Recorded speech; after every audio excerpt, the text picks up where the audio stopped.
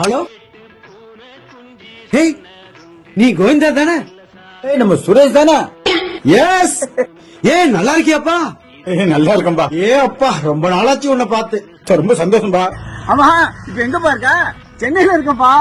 சென்னையிலயா? ஆமா, என்ன வேலை பார்த்துட்டு இருக்க? கவர்மெண்ட் வேலைல இருக்கப்பா.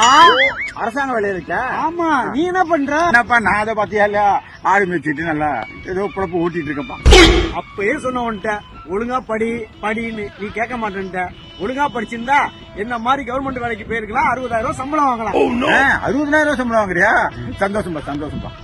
ஐயா, அப்பா சுரேஷ், ஒரு 5 நிமிஷம்ல இந்த வரவு செலவு கணக்க பாத்துக்கிறேன். இந்த மாசம் வரவு செலவு சொல்லுப்பா. ஆடு வித்தது 6 லட்சம், 6 லட்சம், மந்தை போட்டது 2.5 லட்சம், 2.5, செலவெல்லாம் போக 2,60,000 லாபம். 2,60,000 லாபமா? பணத்தை வீட்டுல கொடுத்து பேங்க்ல போட சொல்லு. நீ போ, கிளம்பு. சரி, வரங்க ஐயா. சுரேஷே,